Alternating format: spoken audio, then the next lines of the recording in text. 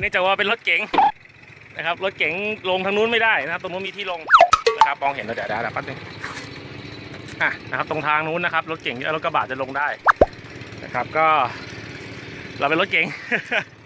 ต้องเดินลงบันไดนะครับไปสู้ๆ100 กว่าขั้นแค่นี้เอง ใครมาขุนด่านถ้าได้เจอตรงนี้นะฮะก็จะรู้กันดีนะครับบันไดปรับเขาเรียกว่าบันไดปรับเซียนเหรอใช่ไหมปรับเซียน เป็นบันไดทดสอบกำลังใจดีกว่าอย่างนี้ดีกว่านะครับดูซิว่าจะไหวกันไหมนะครับโอเคครับไป เหนื่อยเนี่ย สวัสดีครับพบกับ Let's Go Fishing Thailand นะครับสำหรับวันนี้นะครับเราอยู่กันที่เขื่อนขุนด่านปราการชนนะครับสำหรับวันนี้นะครับก็ว่างนะครับไม่มีอะไรทำนะครับก็เลยว่าจะมาเที่ยวพักผ่อนที่เขื่อนขุนด่านนะครับก็จะมาลองตกปลาหน้าดินดูด้วยนะครับวันนี้จะตกปลาหน้าดินนะครับเพราะว่าขี้เกียจลงเรือตีเหยื่อปอมนะครับรู้สึกเหนื่อยๆนะครับพักนี้ก็เลยเดี๋ยวขอเป็นตกปลาหน้าดินนะครับนอนโยนเบ็ดแล้วก็นอนเฝ้าดีกว่านะครับจะได้พักผ่อนด้วยวันนี้นะครับโทรหาไต่น้อยนะครับตอนนี้ก็ไต่น้อยเดี๋ยวไต่น้อยมารับนะครับก่อนหน้านี้คุยกับไต่น้อยแล้วนะครับไต่น้อยบอกว่าปลาไม่เข้านะครับเป็นข่าวที่ดีมากนะครับปลาไม่เข้าแล้วเราจะมาตกอะไรกันนะแต่ไม่เป็นไรครับอย่างที่บอกปลาพักผ่อนมาเที่ยวนะครับแล้วก็เดี๋ยวเก็บภาพวิวภาพบรรยากาศสวยๆไปให้เพื่อนๆดูนะครับสำหรับคลิปนี้นะครับก็คิดว่าคงไม่รู้ว่าไต่บอกปลาไม่เข้าคงไม่เข้าจริงๆกันแหละนะครับก็คงอาจจะไม่มีผลงานอะไรนะครับแต่ก็ไม่แน่นะครับของในน้ำอันนี้ก็ไม่รู้เหมือนกันนะครับอย่างไรก็แล้วแต่นะครับก็อย่าลืมกดไลค์กดแชร์กดติดตามเป็นกำลังใจในการทำคลิปต่อๆไปให้ด้วยนะครับสำหรับช่อง Let's Go Fishing Thailand ของเรานะครับเดี๋ยวเราตามชมกันได้เลยครับผม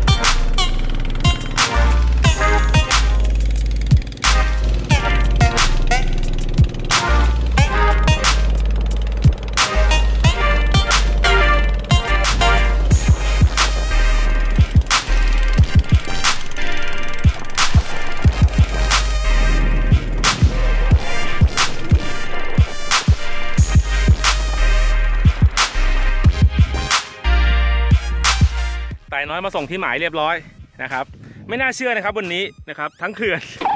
ตกเหยื่อปลอมก็ไม่มีหน้าดินก็ไม่มีเท่ากับว่าผมอยู่เขื่อนนี้คนเดียวนะครับอยู่คนเดียวเลยกลางเขื่อนคนเดียวสุดยอดมาอุ้ยกระสูบขึ้นมองเห็นว่าไม่รู้ไต่น้อยบอกกระสูบขึ้นเรื่อยแหละครับขึ้นเรื่อยแหละก็สามารถเดินตีเหยื่อปลอมได้ด้วยแล้วก็ตรงนี้เป็นหมายไต่น้อยนะครับทุ่นก็อ่อยไว้ตรงนี้มีทุ่นอยู่นะครับนะครับเดี๋ยวชมพื้นที่โดยรอบกันนะครับก็เริ่มจากทางด้านขวานะครับวิวทางด้านขวาก็จะเป็นประมาณนี้นะครับนะครับตรงนี้ก็จะเป็นสันเขื่อนนะครับเข้ามาด้านในนะฮะตรงนี้ก็จะเป็นช่องแคบนิดนึงนะครับแต่บอกว่าตรงข้างหน้าเราตรงหมายมันจะเป็นทางลาดลงไปลึกนะครับลึกมากแล้วก็จะมีกอไผ่มีอะไรด้วยนะครับก็ตีให้เข้าทุนหน่อยแล้วกันเขาว่านะฮะที่วางคันวางได้เยอะมากนะครับเทียบเลยฮะยาวนะฮะวางได้เป็น100เลยนะถึงไหม นะครับที่พักเราเป็นอย่างนี้เพิงธรรมดาเนี่ยนะครับไม่มีอะไรเลยนะครับก็เป็นเพิงอย่างเงี้ยนะครับตอนนี้อากาศดีแต่ไต่บอกว่ากลางวันจะร้อนมากๆนะครับเพราะฉะนั้นก็ ตากแดดหน้าดำกันไปวันนี้นะครับเหยื่อมีเหลือไว้ให้ด้วยไต่บอกใช้ได้นะเอาไปเลยนะครับก็ผสมมาให้เรียบร้อยแล้วนะครับผมว่าเหยื่อไต่น่าจะกินดีกว่าเหยื่อเราที่เราเอามาเองเนาะนะครับของสัมภาระอะไรก็จัดเริ่มเข้าที่เข้าทางอะไรเรียบร้อยนะครับเดี๋ยวเราเริ่มลงเบ็ดกันดีกว่านะครับทางซ้ายนิดนึงก่อนทางซ้ายนิดนึงนะครับเมื่อกี้ก็สูบขึ้นตรงนู้นด้วยตรงหัวหุบตรงนู้นนะครับเดี๋ยวถ้าขยันจะไปตีเหยื่อปลอมแต่ว่าไม่ได้เอาเหยื่อปลอมมานะวันนี้มีสปูนมาตัว2ตัวเองนะครับถ้าจำไม่ผิดนะเดี๋ยวลองดูนะครับก็โอเคสรุปวันนี้เหมาเขื่อนคนเดียวตกปลาครับผม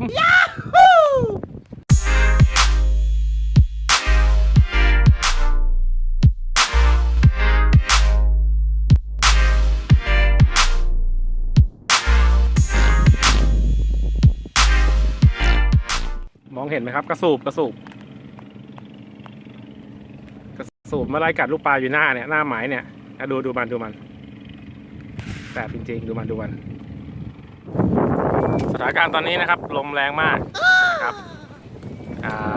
11 โมงกว่าแล้วนะครับเพิ่งจะลงเบ็ดเสร็จเนี่ย นะครับเอาคันมาทั้งหมด9คันนะครับเป็นคันหน้าดิน8คันแล้วก็ตะเกียบพร้อม1คันครับลงไปเสร็จแล้วนะครับเกี่ยวปั้นลำลงไป4คันนะครับแล้วก็อีก4คันลงเส้นเดือนตกเล่นๆไปนี่ลมแรงมาก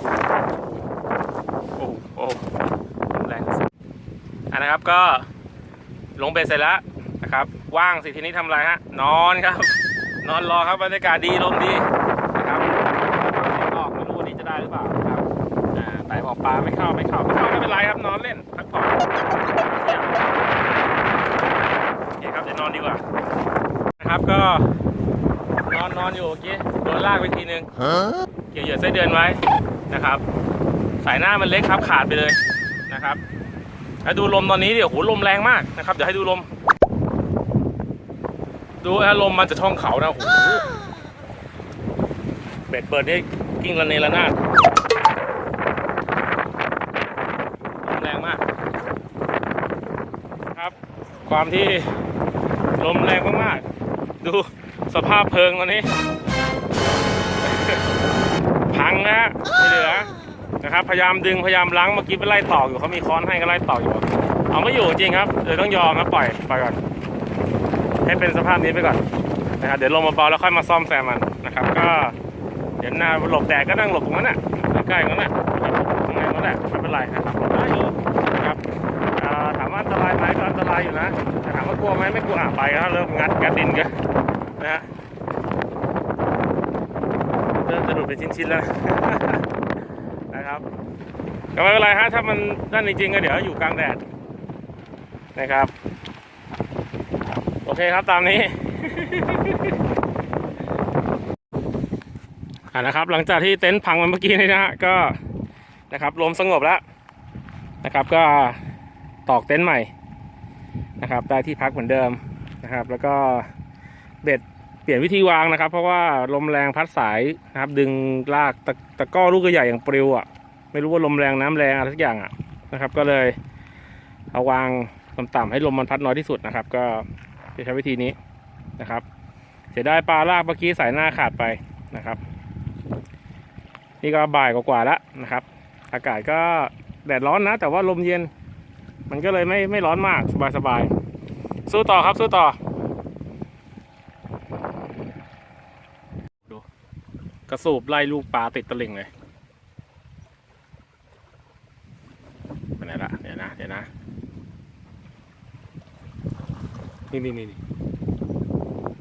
เข้ามาไล่ลูกปลาติดตะลิ่งเลยฮะโหดจัด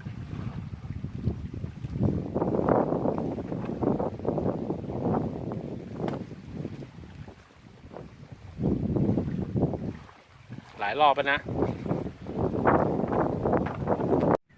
นะครับก็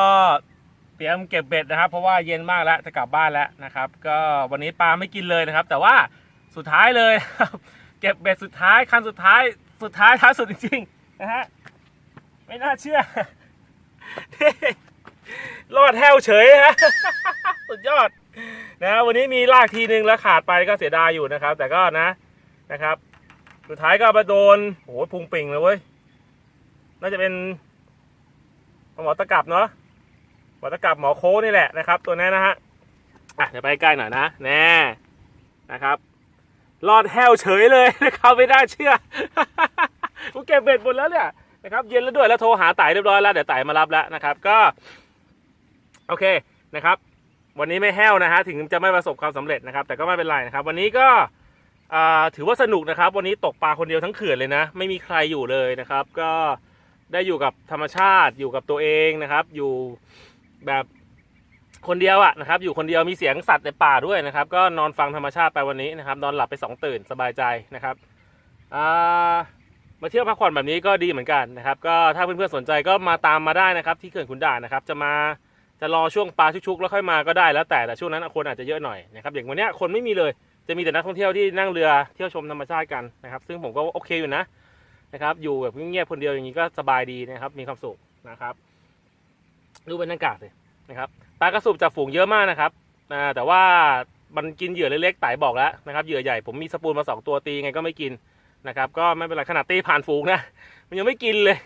มันกินเหยื่อเล็กมากนะครับ ก็โอเคนะครับสำหรับวันนี้ก็คงไม่มีอะไรแล้วล่ะครับนะครับก็รอดแค่วุดวิดนาทีสุดท้ายเก็บเบ็ดแล้วด้วยเนี่ยจะกลับบ้านแล้วนะครับก็ถ้าชอบคลิปนี้นะครับฝากกดไลค์กดแชร์กดติดตามเป็นกำลังใจในการทำคลิปต่อไปให้ด้วยนะครับสำหรับวันนี้ก็คงเพียงเท่านี้นะครับไปก่อนแล้วครับเดี๋ยวชมธรรมชาติกัน